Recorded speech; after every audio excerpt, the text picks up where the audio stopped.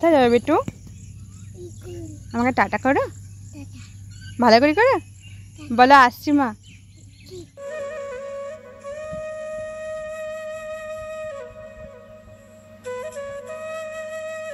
Good morning বন্ধুরা, সবাই কেমন আছো? আশা করি সবাই অনেক ভালো আছো। আমার নতুন একটা ব্লগে তোমাদের অনেক অনেক স্বাগত। আর তোমরা এটাই ভাবছো যে সকাল সকাল আমি কোথায় যাচ্ছি। তো সকাল সকাল যাচ্ছি আমাদের বাড়ির পেছনটাতে।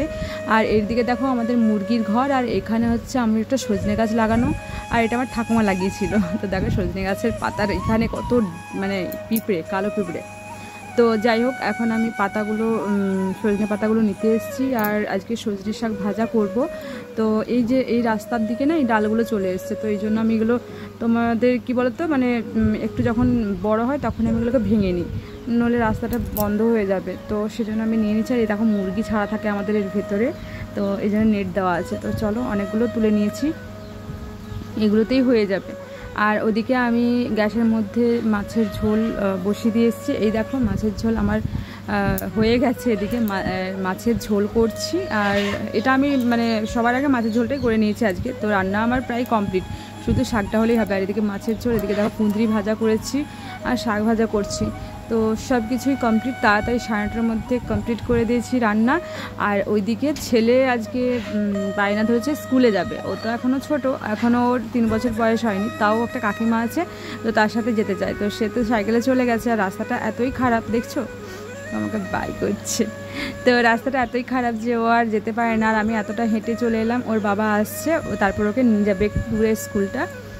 তো ওখানে গেলে একদিক দিয়ে ভালো, কেন বলো তো, ও অনেক ছোট, একটু অভ্যেসটাও হবে। আর বাড়িতে থাকলে না সারাদিন খুব দুষ্টুমি করে, জানো তো,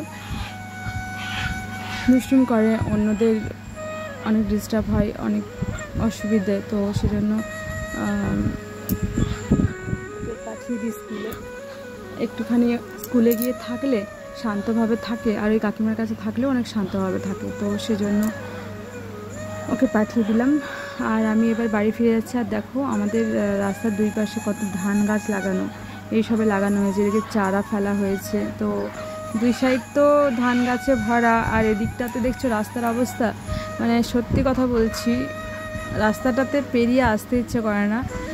আর এমনই অবস্থা। তো তখন দেখলে ছেলেকে স্কুলে দিয়ে এলাম, কারণ ছেলে বাড়িতে থাকলে অনেক দুষ্টুমি করে, তাতে করে অনেকের অনেক অসুবিধা হয়। যেহেতু আমাদের বাড়িটা এখনও নিজস্ব বাড়ি করে উঠতে পারিনি, জানি না কবে করে উঠতে পারবো।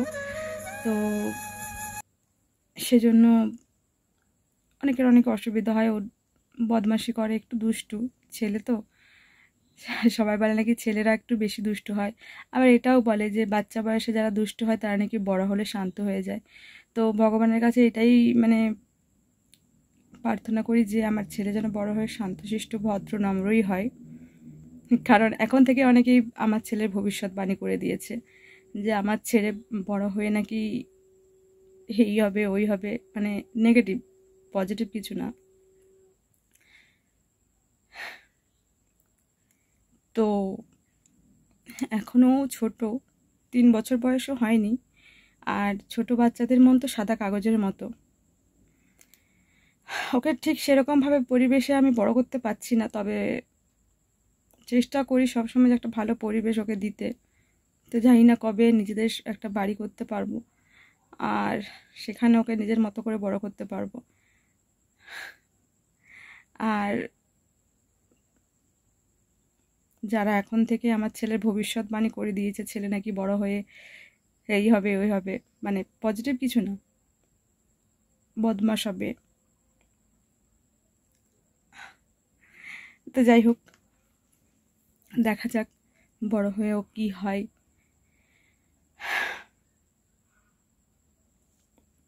জীবনে আমার না সব সহ্য হয়, জানো তো, মানুষের কথা সহ্য হয় না। তো এমন এমন পরিস্থিতি, এমন এমন সিচুয়েশন, যেগুলো পেরিয়ে উঠতে খুব কষ্ট হয়। তবে ওই যে কথায় আছে না, খারাপ সময় পেরিয়ে যাওয়ার পর একটা ভালো সময় আসে। তো সেই ভালো সময়ের অপেক্ষায় আছি, জানি না কবে সেই ভালো সময়টা আসবে। বাস ছেলে মেয়েকে যেন ভালো করে মানুষ করতে পারি, এটুকুই আশা করি। আর সারা জীবন যেন ওদের সাথে, ওদেরকে পাশে নিয়ে, পাশে নিয়ে বাঁচতে পারি, বাস এইটুকুনি খানি। আর পরের ভবিষ্যৎটা কে বলতে পারে, ও ভালো হবে কি খারাপ হবে সেটা তো পরেই বোঝা যাবে, এখন থেকে তো বোঝা যাচ্ছে না। চলো বেশি কিছু বলবো না, বেশি কিছু বললে আবার অন্যরকম ব্যাপার হবে। তো আজকে ব্লগটা সত্যি বলছি মনটা ভীষণ খারাপ, তাই কটা কথা বলে ফেললাম। আজকে ব্লগটা এখানে শেষ করছি। তোমাদেরকে একটাই অনুরোধ করব যে একটুখানি আমার পাশে থেকো, বাস তোমাদের একটুখানি পাশে চাই, আর কিচ্ছু না। একটু সাপোর্ট করো, তাহলেই হবে।